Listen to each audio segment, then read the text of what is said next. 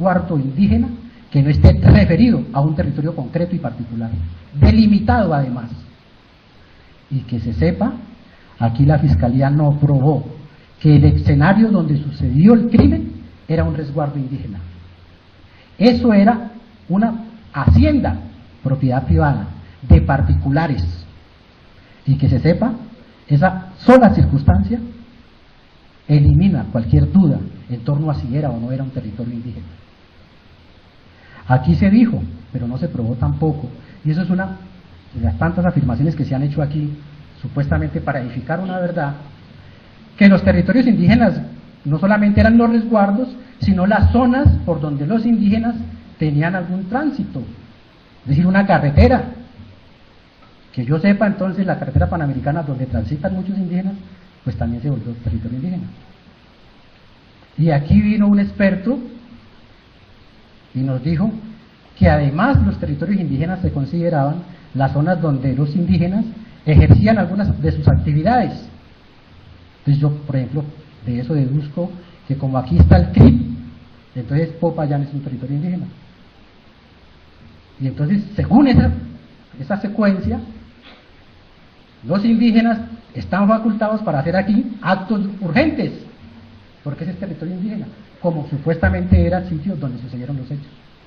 Sobre pretexto de que ellos eran la autoridad ya, entonces entraron a manipular la escena.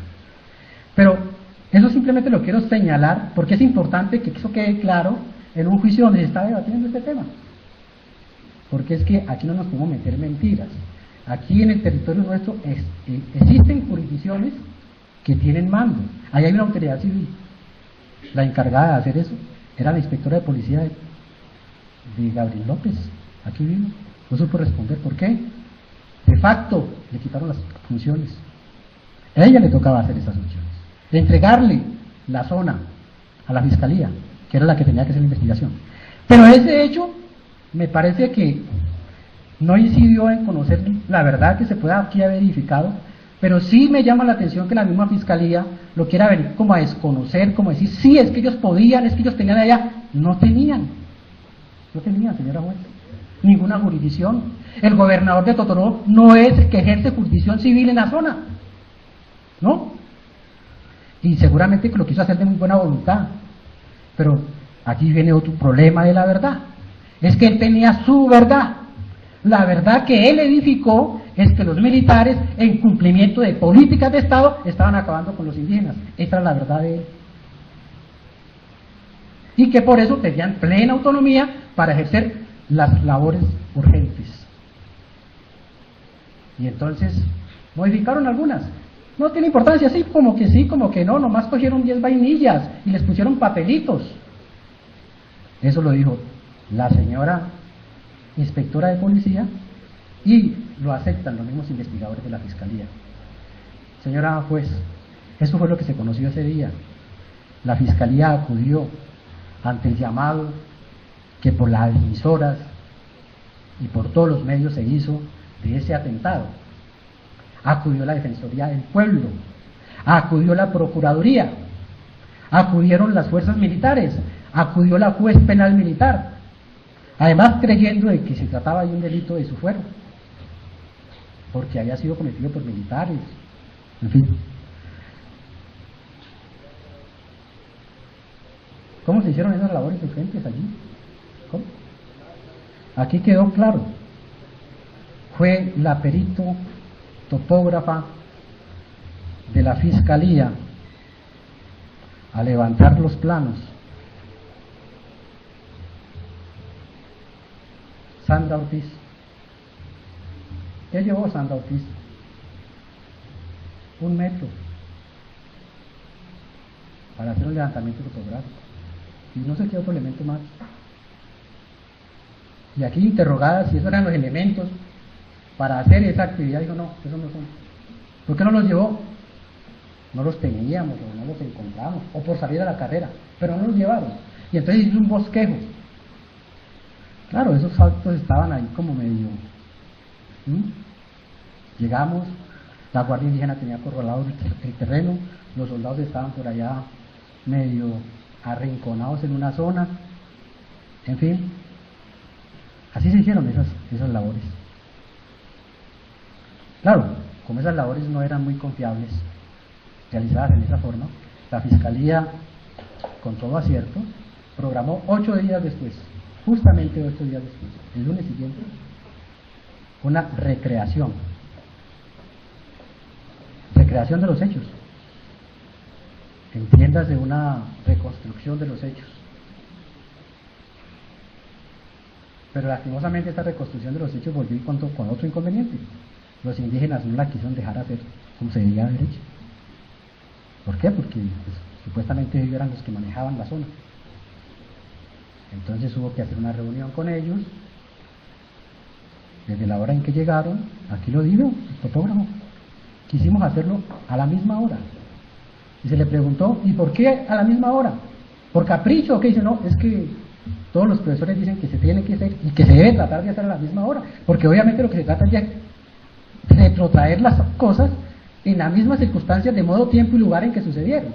Obviamente, así es, pero no se pudo porque los indígenas no permitieron, que porque ellos eran los que tenían que controlar, que ellos no podían dejar que entraran a los militares,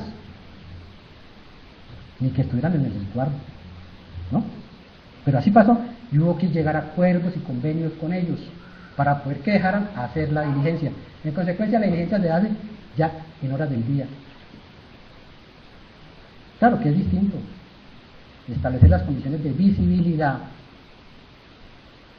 que en el caso concreto tienen una importancia mayúscula, a las que sucedieron al momento de los hechos.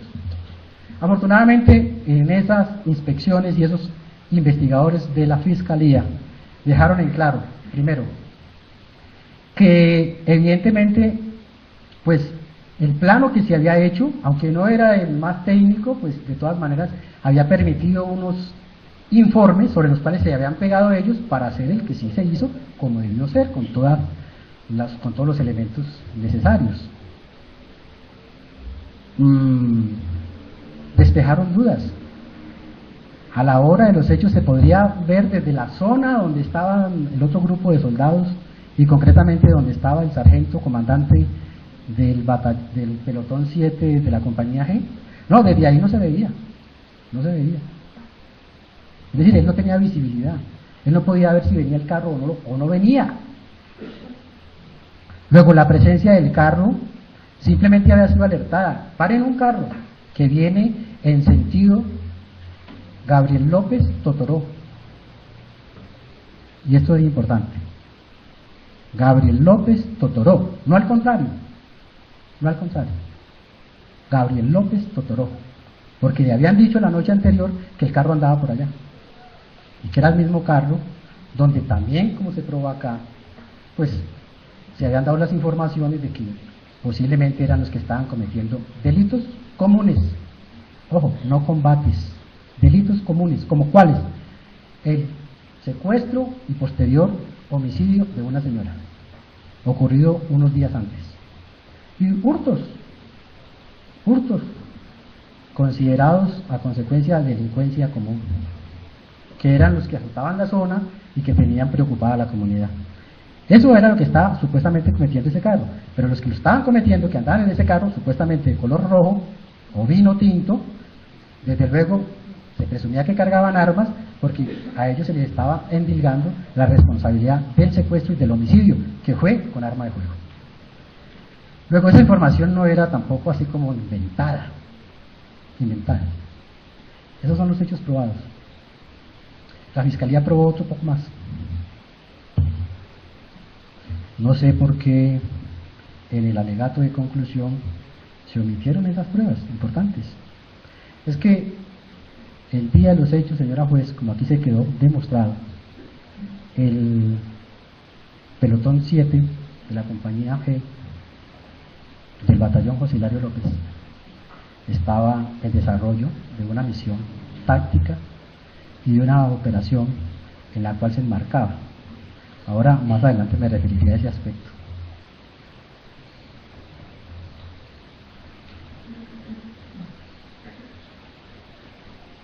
Esa compañía y ese pelotón había recibido o había relevado de la misma función al pelotón 8.